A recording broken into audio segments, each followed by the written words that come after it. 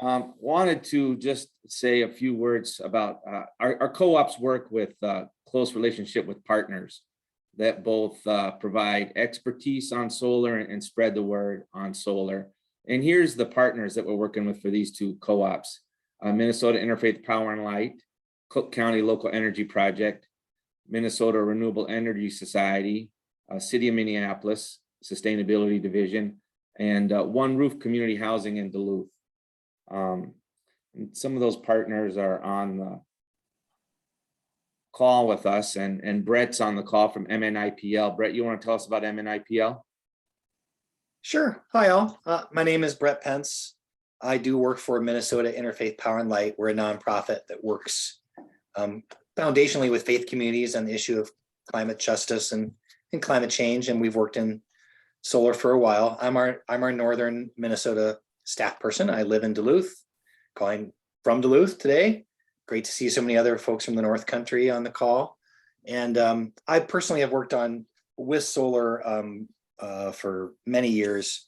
Prior to joining MNIPL, I worked for another nonprofit, Equilibrium 3, and managed a research grant on solar from the Department of Energy in the northern Minnesota region. So really, this is our third year, I think, collaborating with Solar United Neighbors and their co-op program, and we're really excited to try and be additive to that. So pleased to be here with you tonight.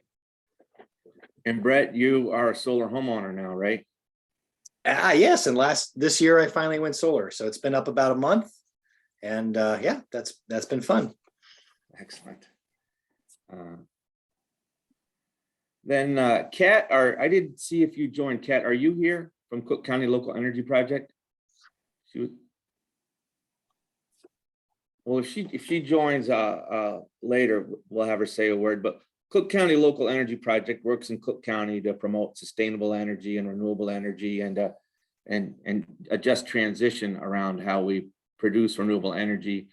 They've done a tremendous job of promoting the co-op in Cook County and surrounding areas, and we've had quite a few solar installations in Cook County. So they've been a strong and meaningful partner. And then just a little bit about One Roof Community Housing in Duluth. They run a community land trust.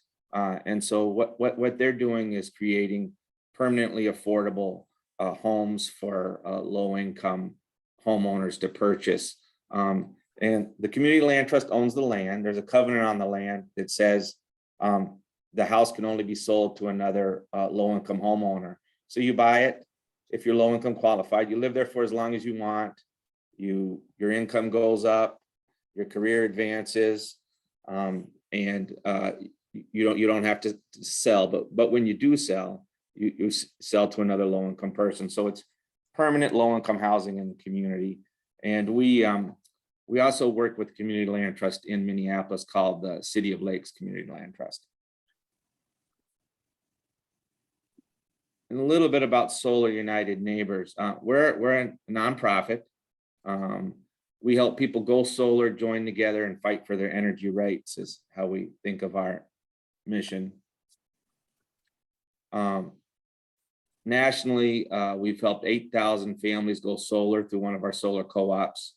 That's 65 megawatts of solar and 843 tons of CO2 saved. And then in Minnesota, you can see the stats here. Through the solar co-ops, 204 people have gone solar. And we've done co-ops in the Duluth and Arrowhead, Minneapolis, done them in Morris area, Iron Range, and in Southeast Minnesota. And just a little bit about how we got started, because it speaks to kind of our flavor and how we operate. In 2007, Anya Schoolman, she's there in the front in the sunglasses.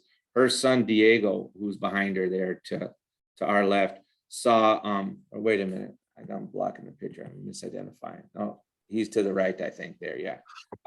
He went and saw the movie An Inconvenient Truth, and came home and told his mom, "Hey, we got to go solar." And they started looking into it. and got different answers from different installers, different electrical companies, the city, different people. The city told them different stuff about what was allowed, and it was confusing.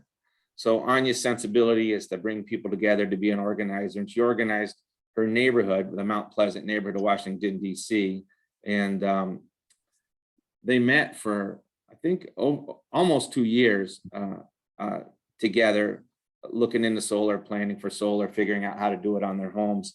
And quite a number of them ended up going solar, I think over 40. And the story made the newspapers and the media, and she started getting phone calls from folks from around the country that wanted to do it in their community.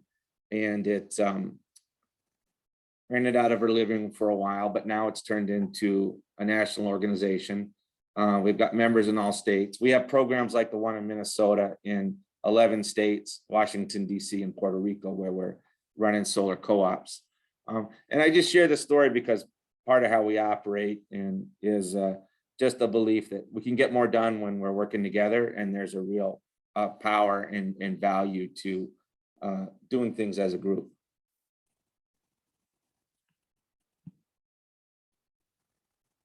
And this is kind of our theory of change. We want to help people go solar, join together, both the folks that went solar and folks that are interested in solar and might not have been able to go solar, and then fight for our energy rights, which is, we think about, that's policy that makes more distributed solar possible. And we really have all solar is good, we believe, but solar that's owned by individuals, homeowners, small businesses, or cooperatively owned has the benefit of distributing the economic value of electricity production to more people. So we believe it's a more democratic form of energy production. It's also, we need to have a resilient grid, many sources of distributed energy production. So we also believe it's essential to having a grid that's can meet the challenges we're facing with climate change. And then another thing that we're focused on, I'm going to invite Brett to speak to this, is as we think about energy, renewable energy, focusing equity in the work, and MNIPL has been a leader on that in our state. And Brett, you want to say a little bit about that? Sure. I think we often think of equity, and there's lots of different ways to think about equity, but when you think about equity in a product, you can think of equity in terms of what you're buying at the store, in terms of your coffee, in terms of like fair trade coffee or organic coffee. You're buying sort of values within that product. And the same thing can be done with solar. And you can do that legislatively, of course, but you can also do it through your purchasing power, just like you can at the store with other items. So you can, as we'll talk, Bobby will educate you on this, but becoming a member of a solar co-op means you have a say in who you're choosing to install solar for your group.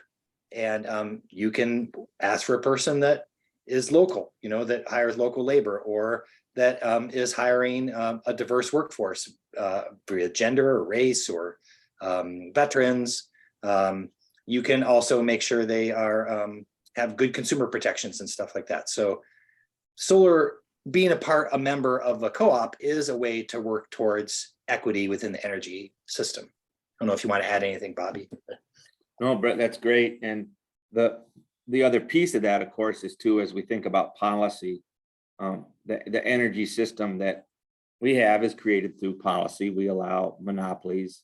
We strongly have incentivized fossil fuels as it was needed. And as we create a new system, we want to have a system that's based on renewable, that's more democratic, and doesn't repeat some of the mistakes we've made where polluting power plants are more likely to be located in communities of color. We want to not only not repeat that, but see if we can proactively address those harms that have been done. And not to brag, but I'll brag. We just recently got recognition from the Department of Energy for our partnership, Sun MNIPL and One Roof, for helping Oh, now we're at like 11, I think, one roof, low income, one roof homeowners go solar. So helping folks that you'll see as a little bit later that the incentives for solar don't work well for low income people. And we're trying to fix that. But in the meanwhile, we're trying to help folks go solar. Kat, I see you joined. I said a little bit about C-CLEP, but you want to introduce yourself and say a little more? Yeah, sure. Sorry, the roads are kind of bad. It took me a little bit longer to get home than I anticipated. So my Because apologies. you're calling from. I'm up in Grand Marais, and I'm the executive director of the Cook County Local Energy Project. I don't know what was already said about our organization, but we're a small nonprofit that really focuses on guiding our community in Cook County toward energy freedom and away from our reliance on fossil fuels and towards a more climate resilient future. And so with doing that, we focus a lot on workforce development, so solar installer trainings. We aid our community to educate them about energy efficiency, home weatherization, solar options and resources, and a lot of other things of that nature with beneficial electrification. So anyway, yeah, that's a little bit about our organization, and we are really excited to partner with Sun and MNIPL, and I'm really glad to be here. I'm sorry for being late, and anyone that might be calling in from Cook County, if you have any questions, I'm happy to help, and thanks for making it, everyone. Thank you, Kat. Appreciate it. I'm glad you can make it, even with the roads being bad. Yeah. So here's what we're going to cover today. We're going to go through the basics of solar technology, solar economics, and how the solar co-op works. We'll wrap up a little bit after 8, usually by 8:15, 8:30 at the latest. That might happen if there's a lot of questions, but we're usually done by 8:15. And again, if you have questions, put them in the chat or raise your hand, and Vincent can unmute you. And Vincent and Brett and Kat, if you've got stuff to add as we go along, please do. So solar technology. The way I think about this is like, you don't need to know how to, redo your engine, or even you don't really even need to know how to change your oil, but it's just good to understand the basics of how an engine works. So when you're talking to your mechanic, things make sense. And when they're saying something that doesn't make sense, you know enough to know that. So that's kind of what we want to make happen with this solar technology section. So here's important terminology, and this is the real basic overview of how a solar works on your home or place of business. So on your roof or somewhere on your property, there'll be your solar array. And that's going to take those rays from the sun and turn them into direct current, DC current. And that DC current is going to flow to an inverter, and it could be on the side of your house, or it could be right at the panel. And it's going to take that direct current and turn it into alternating current, which is what you use in your home. Then from the inverter, the alternating current is going to go to your electrical panel. And electricity is hungry to be used. It wants to be used up. So it's going to go to the closest draw. So if you've got your space heater on, if you've got your light on, if you're running your TV or your computer, whatever you're running in your house, that solar power that you're generating is going to go there to power that first. But if you're producing more than you're using, that power that you don't need in your home is going to go through your utility meter, and it's going to go onto the grid, and your neighbor's going to use it. Whoever's got the closest draw is going to get that power. And we'll talk, you're compensated for that, and we'll talk a little bit later about how that works. But a lot of folks are interested in solar because of self-sufficiency, and that there's an aspect of that that's important. But also, when you create a solar array that's grid connected, you're also creating a system where you're becoming an energy producer and sharing it with your neighbors. So it's also creating a more resilient, interconnected system of power production, not just consumption.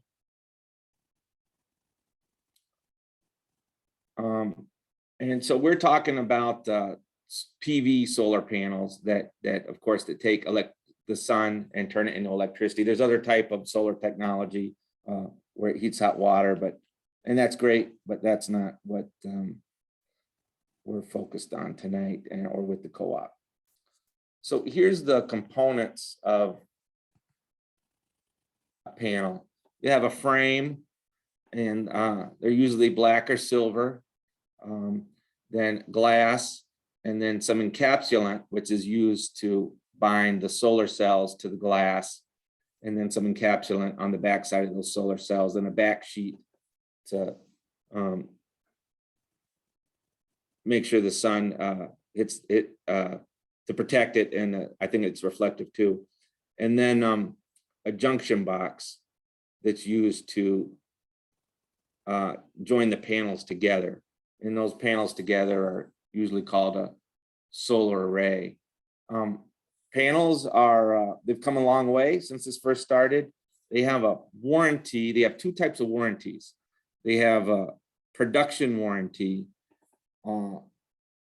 which is usually around 90% or more for 25 years. So on their if your production warranty is 92%, the panel is warranted to produce on the 25th year the same 92% of the amount it did on day one. And the product warranties for defects from manufacturing usually are around 12 to 15 years for panels. So it's a product that the manufacturers feel pretty solid about to give such an extended warranty.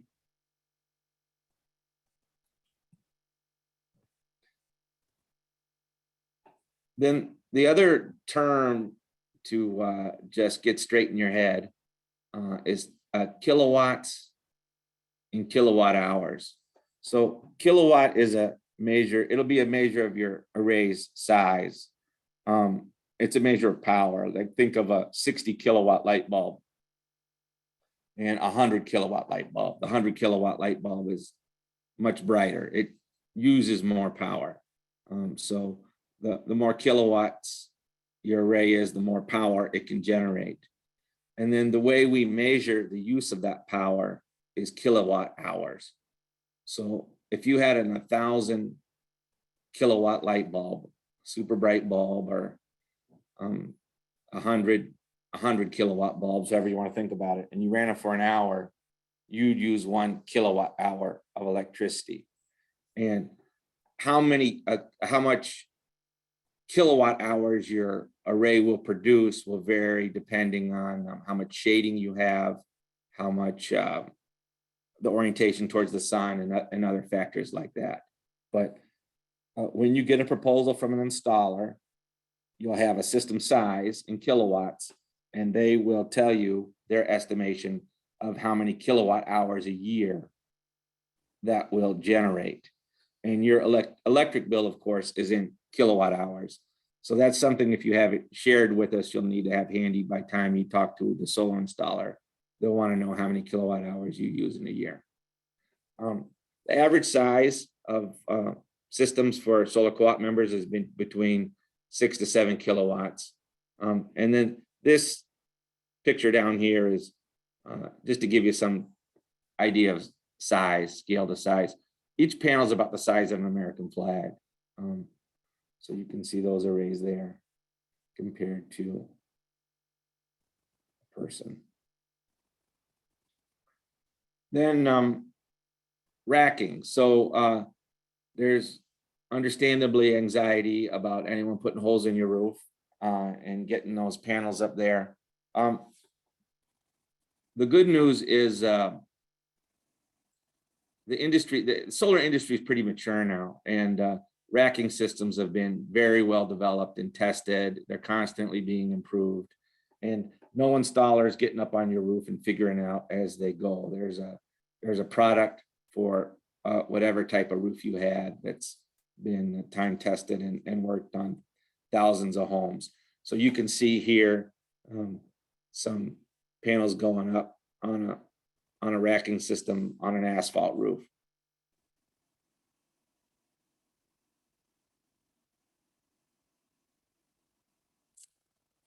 So yeah, there's no way to bypass. There's a question about if you have panels on your garage roof, can you send electricity directly to the utility meter instead of utilizing what you produce? There's no way to do that. You have to use what you have to use what you need. You can't bypass your own usage. Yeah, the only way you can do that is make sure all your power's off whenever the sun's out. Here's an example of other mounting systems. On flashing ballast there, you'll just use as a weight. Bottom left, you'll see a clamp on a metal seam roof. Those work great. They don't need to penetrate the roof at all.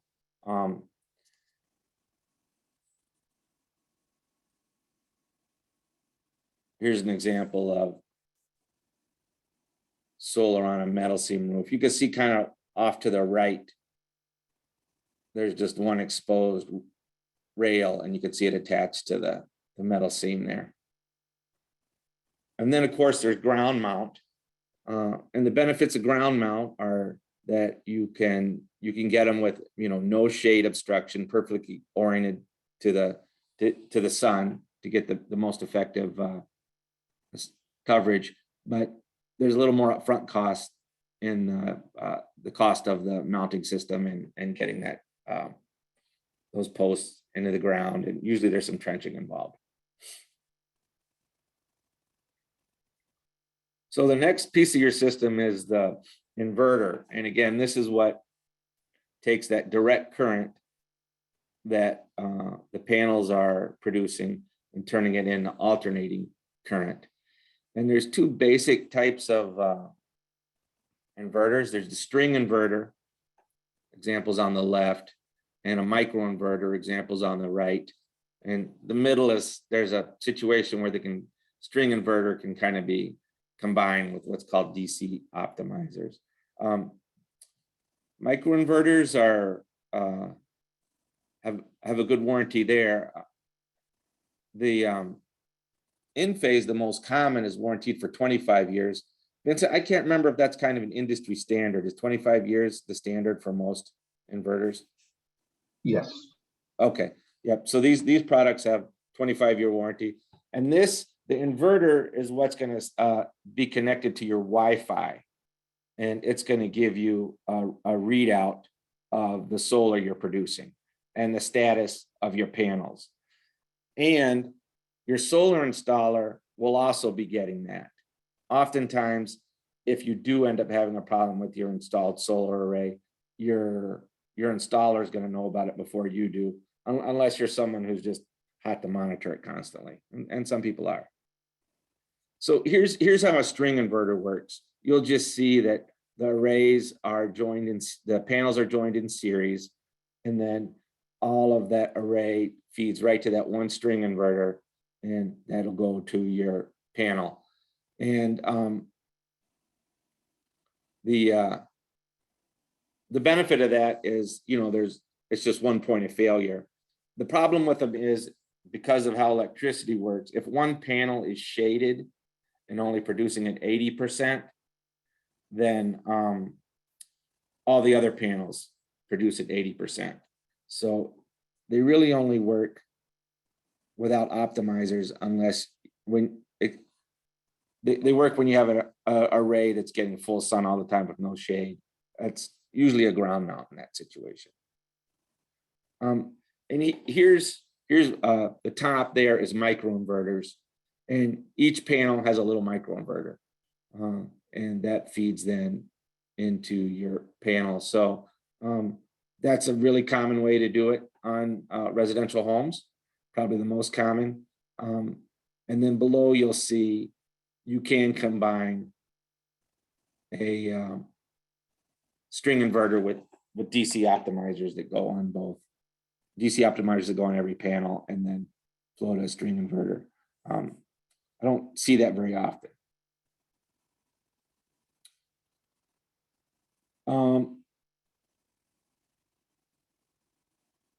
Yeah, any suggestions for a home where the roof and yard are mostly shaded?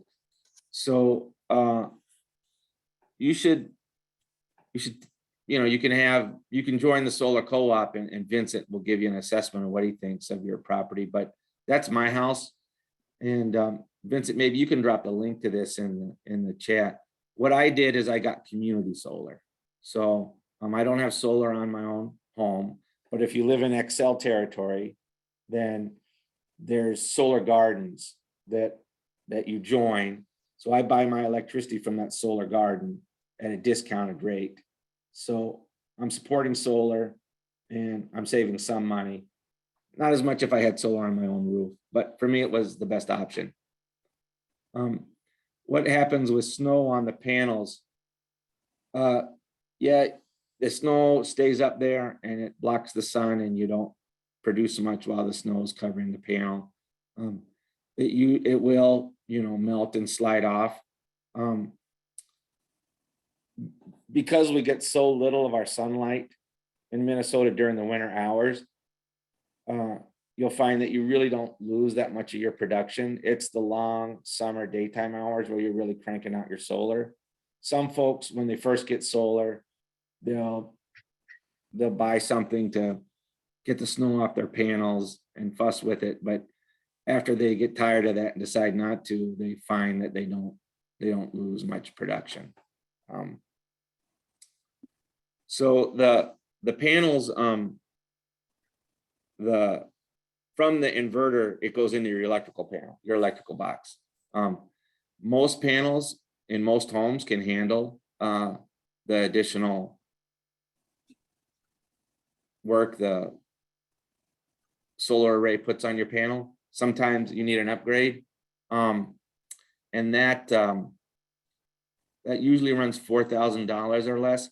At the end, I'll cover. There's some incentives that can cover a substantial portion of that in many cases. We'll cover that a little later on. So then thinking about your roof.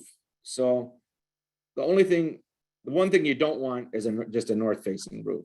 But panels are efficient enough that east and west-facing roofs can capture 80% of the solar value. South-facing is the best. You want at least 200 square feet of space. That would get you up a moderate size system. And any smaller than that is really not worth it. You want, of course, little or no shading. And we like to see a roof that has at least 10 years of life on it. When you get a proposal from your installer through the co-op, they will have on there the year at which your solar array pays for itself. In other words, the savings from the electricity you've generated has equaled what you paid for the array. You'd like your roof to have at least that much life left in it, or at least 10 years, one or the other. And the good news, though, is if you do put a new roof on, if you have a good roof, those solar panels are up there taking the beating, and they do add life to your roof. They're tough. They're designed to take the abuse. So in Minnesota, we have something called net metering. Not every state has it, but it's an important incentive. And actually, it's important policy for creating a distributed renewable energy production system in our state. So when you produce solar power that you not used in your home, it flows through your meter, and your meter will run backwards when power is going through it. So you're in effect being credited for the power that you produce, don't use, and share with your neighbors. And remember, your neighbor uses that power and Excel charges them for using it. So you are paid roughly retail for the power that you send back on the grid. It's different from utility to utility. Some rural electric co-ops add fees, but it's roughly retail. So your electric bill is the net of what you use versus what you produce. So let's say you use 300 kilowatt hours from the grid. That's what you took off the grid to power, and you put 200 kilowatt hours back on the grid. You know, what you're being billed for ultimately is 100 kilowatt hours. Now that 100 kilowatt hours could be, those numbers could be reversed. You could be using 200 and producing 300. So that number could be a negative 100 kilowatt hours, and then you're being paid for that month or for the year. Each utility has different options for, do you want to settle up month to month? Do you want to carry over? And you'll look at that and decide what works best for you. Yeah, here's a note that's worth bringing up. Excel and a lot of other utilities, or most utilities, I think, don't show what you use yourself. So you got your panels on the roof and you got your app on your phone, and it's showing you how much kilowatt hours you produce. And then you get it says, let's say it says you produced 1,000 kilowatt hours, and then you get a bill from your utility bill from Excel, and it's going to pay you for 200 kilowatt hours. And you're like, well, where did that 800 go? What's not registered on your bill is the solar power that you produced and then used in your home. So you'll have to look back at previous bills and to determine that. In some situations, the utility puts a meter that will register the solar power you produce, but they don't put it on your bill though, even though they have the info. So what happens when the power goes out? This is sometimes surprising to people. It was surprising to me when I first learned it. When the grid goes down, your panel shuts down. And that's so electricity is not backfed into the line and hurt the workers that are trying to get the grid back up and going. So if you want to produce power when the power's out through solar, you need batteries. And you might want backup if you have frequent outages, you have critical loads at home, medical equipment or technology you got to keep running, or you're someone who's concerned and interested in emergency and disaster preparedness. But you won't save money. In fact, it's going to cost you quite a bit of money to add batteries. One of the things to remember is that instead of selling the electricity you're not using back to the utility, which, and remember, they then sell that to someone else, you're putting it into your battery. And battery technology is getting better and cheaper fast, and it's going some exciting places. And I can see a future where you do put power into your battery, and then the utility actually draws from that when they need it and pays you for it. That's a model that we're excited about, and others that want a more distributed, more democratic energy production system advocate for. But we're not there yet. But here's one example of a battery. So 13.5 kilowatt hour battery pack would be recharged by solar daily in this example. And then you'll have a dedicated circuit that battery will feed. It's just not going to go to every outlet in your house, or else your anything that produced heat would drop down right away. You'll create a circuit with the critical loads that you want to power on it. Usually that's like a microwave, some stuff for a computer, your Wi-Fi, maybe a microwave, cable modem. If you're in some place like Florida, a small window air conditioner. And then, but What you usually choose not to power are electric stoves, electric dryers, electric water heaters. Those just use so much electricity so fast that you couldn't power them for long.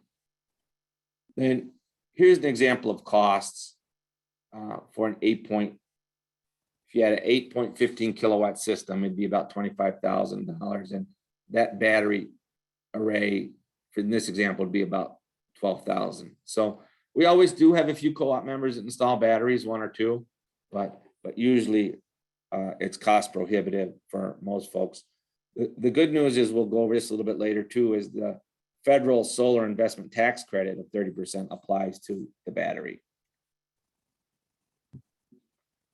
And we have a pretty comprehensive guide to storage on our website, and Vincent keeps up with it, and we've got some other staff like Vincent that are up on it. If you want to know more or have particular questions, we're happy to help on that. So just to take a quick review, you got your solar array on your roof or on the ground producing direct current. That direct current is going to go to a solar inverter, either a micro inverter right on the array or a string inverter for all of them. And that's going to take the alternating current, turn it in, the direct current, turn it into alternating current, flows to the electrical panel. What you need, you use, and what you don't use, you put back on the utility meter, back onto the grid. Your neighbors use it, you get paid for it, and Excel charges your neighbors for it.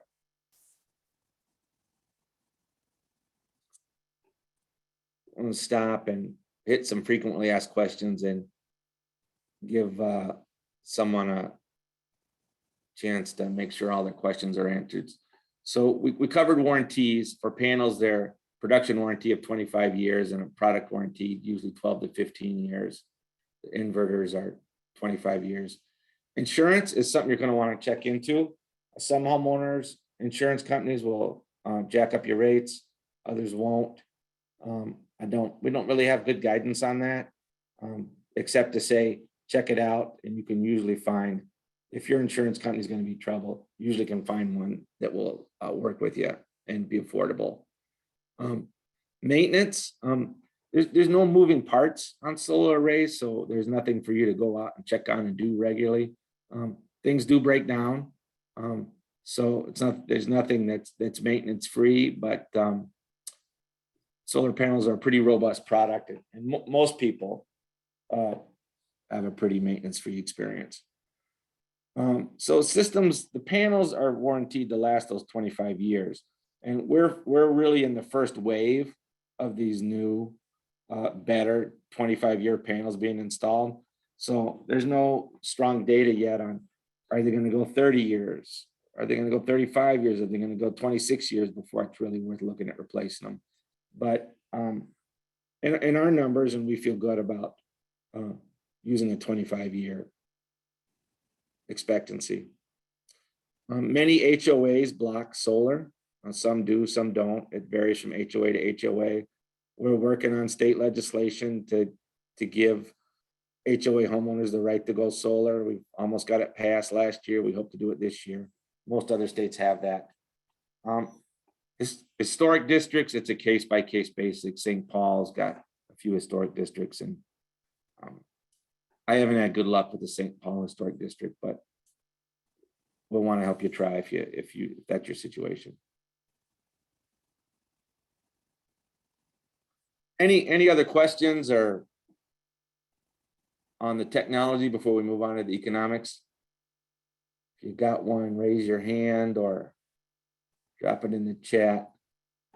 Let's see. I hope people are watching the chat. There's a lot going on there, so I hope people are able to see that. All right, we'll move on. Solar economics, how to think about what these things cost and how they pay back over time.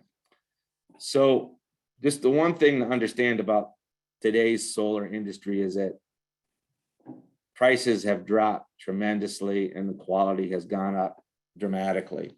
It's not a specialty or a boutique product.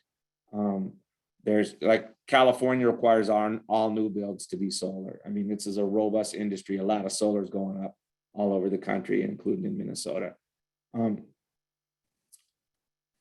There is a 30% federal income tax credit. So that's a credit against the income tax owed to the federal government. So the cost of your system, which includes, the solar array and any electrical upgrades you need to go solar. And if you do a battery, the battery, 30% of that cost you can take as a credit against income tax owed.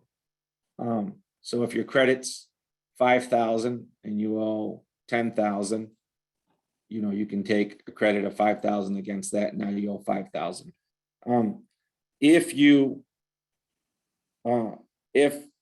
your credit is more than you owe in 1 year, you can roll it over till you use it up. If you owe, but it's not cash back. So if you owe 2,000 and your credit's 5,000, the government's not going to give you 3,000 as an individual. Nonprofits, and this is new as part of the Inflation Reduction Act, nonprofits and government units, like schools, county buildings, they can get the cash back for the 30%. We really wanted to have the 30% apply to low income individuals too, but we weren't able to get that in there. But from 2022 to 2032, there's a 30% federal income tax credit for your solar array. So here's some examples, some examples of what costs might look like on payback period over time. So let's just look at that 4 kilowatt.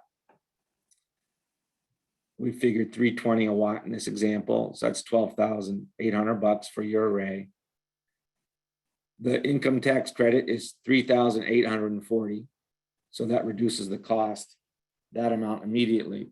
But just remember, you got to front that money, so don't get confused, because your installer will, have on their proposal that 30% income tax credit. Don't get excited and don't think you got to give them that money. You got to get them that money, then get it back as a credit at tax time. So as soon as you turn that solar array on, it's generating income. It's either displacing electricity you used and would have paid for, or you're selling it back to the utility for them to sell to someone else. So in this example, you'd have about $646 worth of savings in your first year. 10 years of savings will be about $6,914. So that's an important thing to understand too, is it's not just 646 times 10 because electricity is going to go up. In our models, and we require that the solar installers that work with our co-ops do the same thing, we use a moderate cost escalator of 2%. And then you'll see in this example, the estimated lifetime savings, which over the warranty period is that 19,406. And then that leaves you a net profit of 10,446. So I think you want to think about that net profit over 25 years.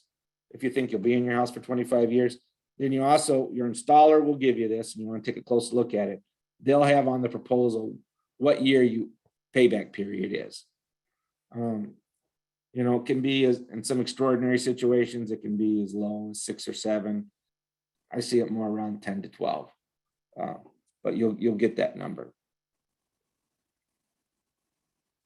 And then here's an example with a loan payment if you finance your solar. So we'll just take that first column, my 10-year loan, a monthly loan payment of $91. You'd have electric savings of $54 a year with that 4 kilowatt array in this example. So your net monthly payment is $37. Then over 25 years, it's $8,500. So the takeaway here is that solar does still work when you finance it, but of course, that interest is going in the banker's pocket and not in your bottom line. So it still can be cost effective, but it won't be as cost effective.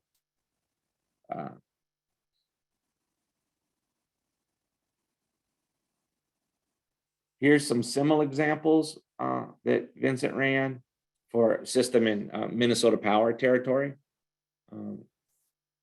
And electricity costs less there, so your net metering is what you get from that metering is a little less. But they're wanting to raise their rates too. So you'll see that for that 6.9 kilowatt, which for Minnesota Power territory is the average size you need to offset 100% of your usage, your payback would be $19,421 over those 25 years. And then again, here's a Minnesota Power with financing. And you can see it can still make sense and just don't make as much as this. So loans, if you do finance, and many people do. So you can, many installers have a loan product, or you can go on your own. There are a lot of loan products out there for solar now. That's because companies that make loans have found it's a good place. People need to borrow some money and the money gets paid back. So there's quite a few loan products designed for solar. Home equity line of credit used to be great. I'm not sure with interest rates now if that's the best anymore. If you're refinancing, which a lot of people were doing, probably not anymore, rolling solar into that was often a good way to go. If you go to our website, solarunitedneighbors.org/financing, we try to keep up with and list all the solar specific financing we know about. There are two national credit unions, Clean Energy Credit Union and Community First Credit Union, that let any member of one of our solar co-ops be a member of those credit unions, and you can get their solar loans. The Lending Center at the Center for Energy and Environment in Minnesota, it's a nonprofit. They've got a solar loan. CU Green Solar Loans, that's Affinity Plus Credit Union and Highway Credit Union. That's a product they offer for solar. Members Cooperative Credit Union up in the Duluth area has a solar product. But I guess my strong suggestion here is that there's a lot of products out there. We have them pretty well listed on our website, the best known ones. And it's worth shopping around to get what works for you.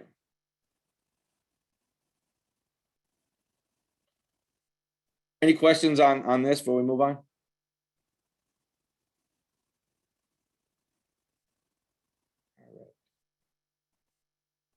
Yeah, the last thing is there are some solar loans that allow you to borrow the whole cost, and then they anticipating you get the tax credit.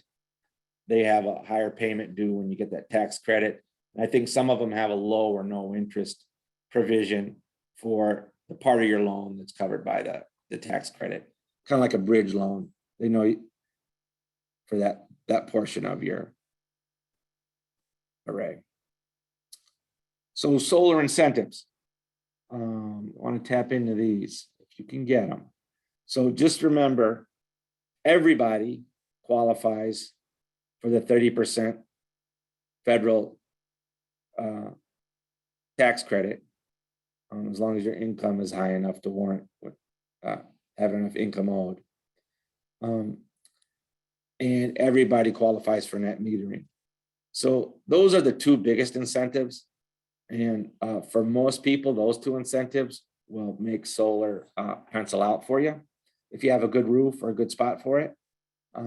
But there's some additional incentives that are available, and if you can get them, we want to help you get them.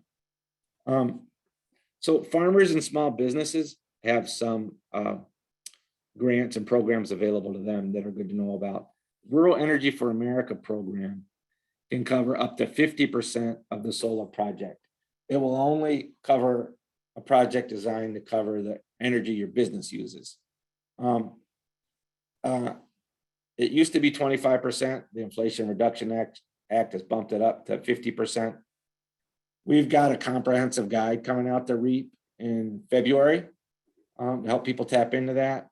So if you have a small business, if you're in the co-op, talk to me later and we'll talk about the best way to see if you qualify and to get you into that program.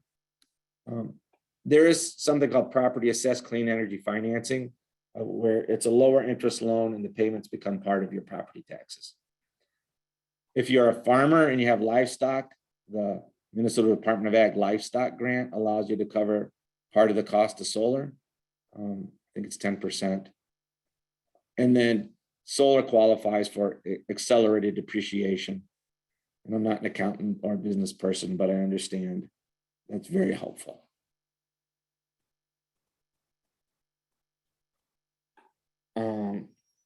If you are in Dakota Electric Association territory, that's north of the Twin Cities here, they have a one-time $500 rebate. So they may be the only rural electric cooperative that offers an incentive like that. There's a limited pot, so the earlier you get to it, the better. Let me see. So for Minnesota Power, they have their Solar Sense program, and it pays 56 cents an hour for your estimated kilowatt hours, for your estimated first year of production. It's a limited pot of money. It opens up March 1st. It disappears. It's gone almost instantly. We will select an installer and they will be able to get you proposals in time to apply for this if you're interested in it. If you're gung ho and want to go for it, things are timed so that you can have your chance at getting this. It's really essentially a lottery, and I think they're even maybe going to run it as a lottery this year. But you need to get your application in by March 1st, and you'll see that it used to be a max of 10,000. They've reduced that to 5,000 in the hopes that more people can get it, and the pot of money has been cut. Yeah, in half too. So MNIPL and Brett led the way on us arguing at the Public Utility Commission to keep that money the same or close to the same, but we didn't win out there. So you'll see in this year, 84 applied and 58 were funded. So that's a good incentive if you can get it.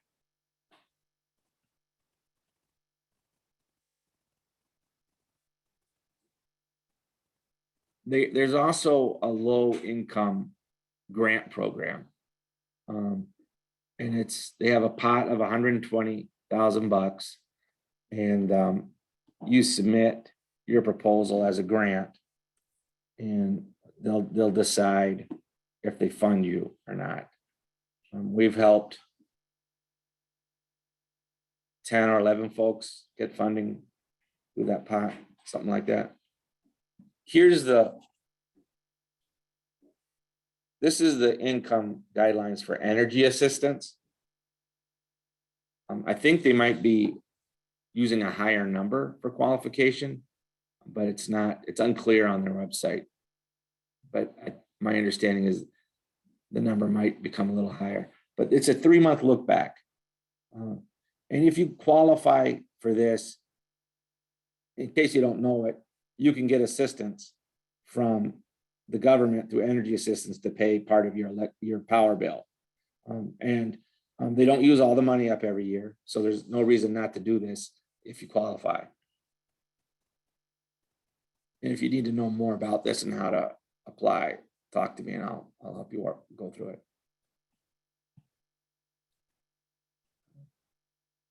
So for Excel customers, they have a program called Solar Rewards, and it pays 2 cents a kilowatt hour for 10 years. So you'll get at the end of the year a check for all the kilowatt hours you produce times 2 cents. And we'll have an example later to give you some idea of how much money that could be. Funds for this upcoming year are half of last year. So last year they had 10 million in the pot. This year they have 5 million. Last year it paid more though. It paid 4 something cents. But it runs out middle of the year. So if you want it, if you're gonna go solar, the sooner you do, if you want this, the sooner you move, the better. But keep in mind, to get this incentive, you have to limit the size of your array to 120% of your annual production. So for some, as you get larger, you know, solar gets cheaper. So for some folks, it makes sense to forget about. They got a great roof and they can produce 200% of their power through their array. They got a great roof. They're going to be selling back more than enough electricity to excel to make giving up that 2 cents more than worth it. So some installers just put you in the solar rewards. They're on autopilot with the solar rewards. They just put you in there. But make sure you think about, if you got a great roof, going larger than that and giving up the solar rewards. So here's some numbers on the solar rewards. You take a 5 kilowatt system. It's going to pay about $124 a year for solar rewards. So worth getting it if you can get it, but in many cases, not worth the cost of limiting the size of your system.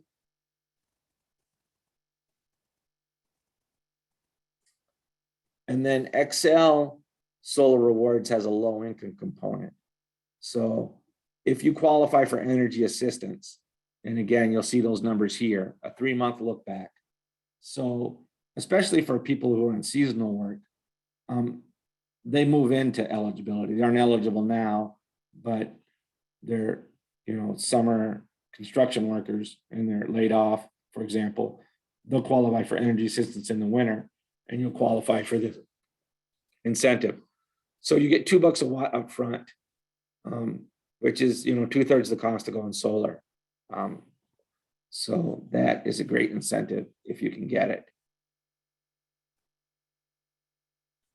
Then if you live in Minneapolis, through the solar co-op, we help people participate in the green cost share program.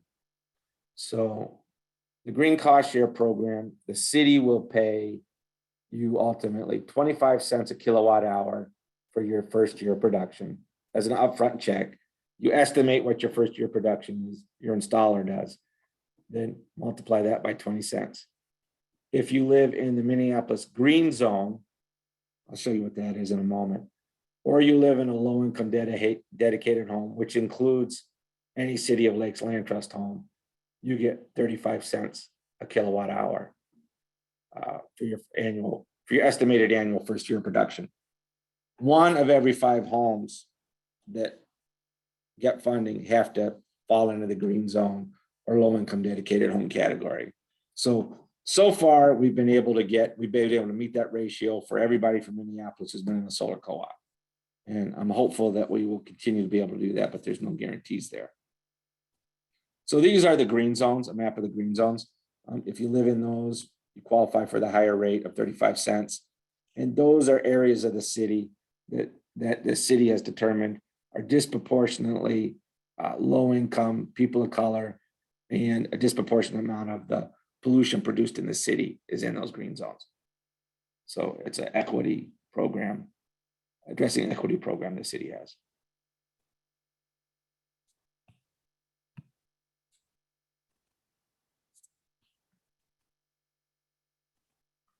Oh yeah, Brett's reminding me or informing me, I'm not sure which, actually I can't remember if I ever do this.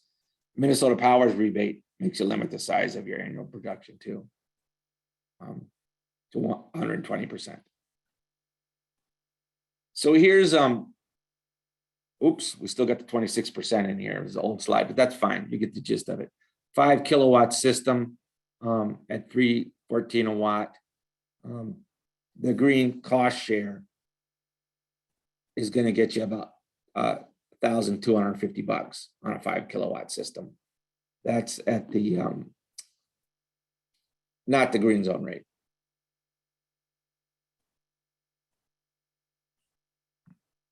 And I'll send out more information to folks that live in Minneapolis and are members of the co-op. But your installer will not have this on the proposal because this money Sun pays you and then we get reimbursed from the city. So as you're figuring out whether or not you get that and for how much, just be in touch with me about that. So here's just some numbers if you qualify for the moderate or low income solar program. A 5 kilowatt system at 314 a watt, $15,700. That will produce about 6,250 kilowatt hours.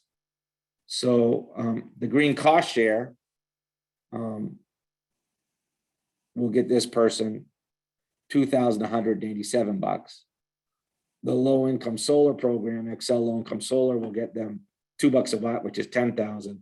So their out of pocket cost is around $3,500. So if you are income qualified, solar becomes a lot more affordable than you might have thought. And we'd like to help you get there. If that 3,500 or whatever that number ends up being is a problem, we've been able to find ways to get it lowered. Right. So how the solar co-op works. Why do people join a co-op? Best value on installation. They know that they're getting a very fair price, sometimes a really great price, depending on the situation. Support throughout the process. You know, me, Brett, Vince, we're here to help. We rely on people to reach out to us if you need help. So do reach out, and we're here to help. A lot of people like doing it as a group to connect with fellow solar enthusiasts and to plug in to becoming part of a growing solar movement through Solar United Neighbors, MNIPL, CCLEP, and the other groups that are part of the solar co-op. And here's the core theory of the co-op, why it works. You'll see this is a chart that shows you the cost of solar over the years. $7, over $7 in 2010. A little under 3 in 2020. The yellow system components, those prices have just plummeted and the quality's gone up. Labor's gone down as it's become more standardized and folks know what they're doing. They're well trained. They've been doing it for a while. But what hasn't gone down is the soft cost, the cost of procuring customers. So we're letting solar installers know if we've got a group of customers here that have been pre-qualified, we've looked at their roof and their home, we've looked at their property, and their home's pretty good for solar or great for solar. And they've been educated about what it takes to go solar and they're ready to go. Those type of people, you folks, are valuable to installers. So that's why they want to get competitive as they bid on the business for the solar co-op. And here's kind of the process of the solar co-op. Early on, learning and attending an info session, signing up online. So I'll have the web page at the end, and I think Vincent may have dropped it into the chat a few times. But if you want to become a member, you go to the web page for the solar co-op. Takes about 10 minutes at the most to sign up. It's helpful if you have your utility bill handy, so you can either share the information on it or download it. You don't have to have that, but it's helpful if you do. And then once you sign up, it's free to sign up. There's no obligation to go solar. Vincent will do a satellite review of your property. And if it looks acceptable for solar, you're a member of the co-op. If it doesn't, you'll get an email back saying it doesn't look like your property is going to work for solar. If you think there's something wrong, get back to Vincent. Like, I know you see a tree on Google Earth, but that tree is no longer there. That old garage that you see on Google Earth, that's not the garage that's there anymore. I got a brand new pole barn. It's beautiful. Reply back if you got something you think is right. Another key thing to make the solar co-op work is just you folks telling other folks. That's one of the main ways we get more folks in and make it all work. So after we get 30 folks signed up as early in the process as possible, we'll send out a request for bids to solar installers. Any solar installer can bid. They just have to sign up with us. I usually call around and let people know there's a bids out. We want to get as many bids as possible. We've one of the strengths of this process is doing this hundreds of times. We've developed an RFP that really forces installers to put their information down in categories that really allow us to, you as members, to compare apples to apples. And then we check their references. We'll make sure their licenses are current and that type of stuff. Then when you sign up for the solar co-op online, you'll indicate whether or not you want to be on the selection committee. And if you do, you'll be invited to a meeting of the selection committee where you'll review the bids, and that committee will choose the installer they think is the best fit for the solar co-op. Also, when you sign up for the solar co-op, you'll be asked what's most important to you: quality of equipment, equity, local, that type of stuff. So the selection committee has a sense of what the group is interested in. You'll get, as a member of the selection committee, everything that we sent to us, but we also tighten it up into a spreadsheet where you can compare the most essential stuff across the spreadsheet. We have the request that we have the bids back for the Twin Cities solar co-op, and are going to select an installer in the next couple of weeks. So if you want to be a part of that selection committee, you need to join and let us know sooner. And we'll put out the RFP in the Duluth and Arrowhead early in January and have an installer selected late January, early February.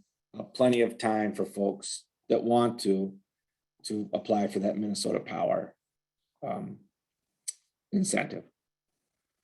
So when the installer signs a contract with us, they're agreeing to give every co-op member a proposal at the co-op price.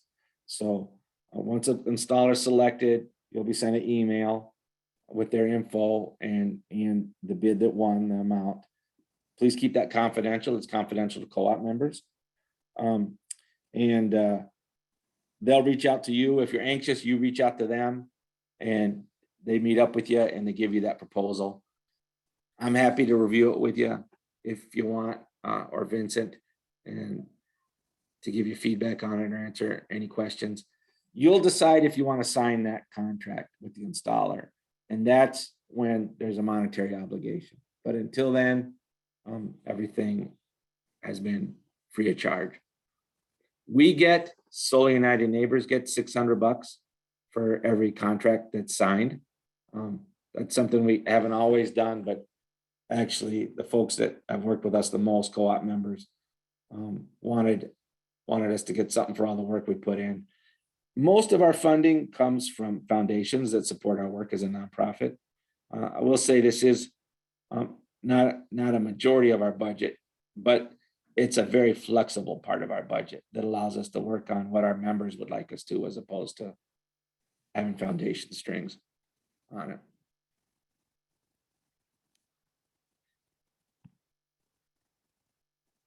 Then here is the webpage for the Duluth and Arrowhead, solarunitedneighbors.org/Duluth.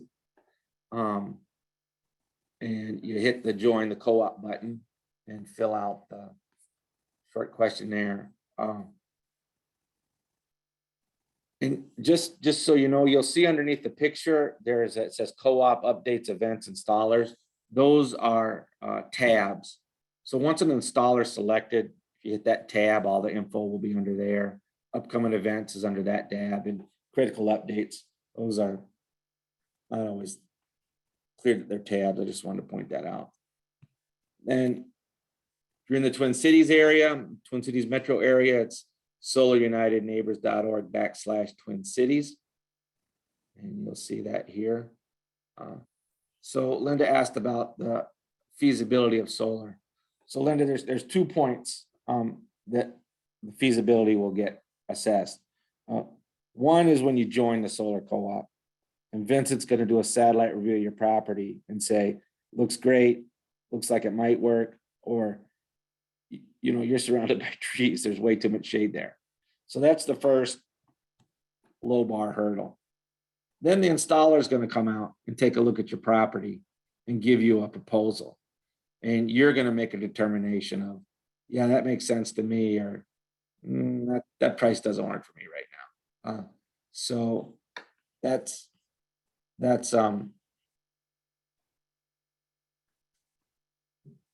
I think the two hurdles on feasibility you're gonna look at. Then I wanted to cover a little bit about some of the incentives that passed as part of the Inflation Reduction Act that are related to solar. A lot of times when you do solar, you either need you need an electrical panel upgrade, or it's just a good time to get one since you've got electricians out at your house. And you might want to get one if you plan to, make your stove solar, your water heater solar, or get an electric vehicle. Your panel might need more capacity. So that might be something you're wanting to do in the future, and now is a great time to do it. The other thing that people often get from an installer is an electric vehicle charger, and most of them do that, and that price will be included in their bids to us. So there is an organization called Rewiring America, which is all about helping people transition to making their houses powered exclusively by electricity. And they have a pretty comprehensive guide to the IRA, the Inflation Reduction Act, the incentives this year.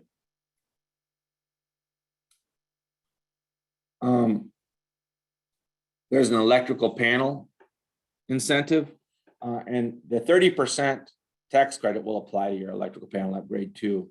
But if you're lower income, you can get up to a $4,000 credit. And if you're moderate income, you can have 50% of the cost covered. It's still not clear how this is going to work yet. This was a huge bill that was passed relatively recently, but it's supposed to be in effect next year, and it's something that's worth knowing about. The other incentive is, here's the electrical panel upgrade, and just this is letting you know that the 30% solar tax credit applies to the upgrade if you do it when you're doing solar. And there's for rural or low income communities, there's a $1,000 incentive for an EV charger.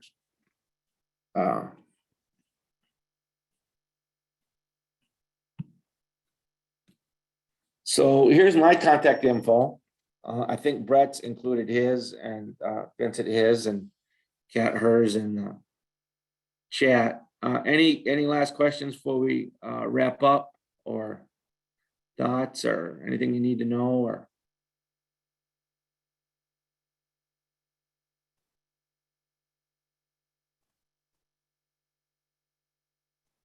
All right. Well, I hope folks decide to join. And Stephanie, you're up in northern Minnesota, right?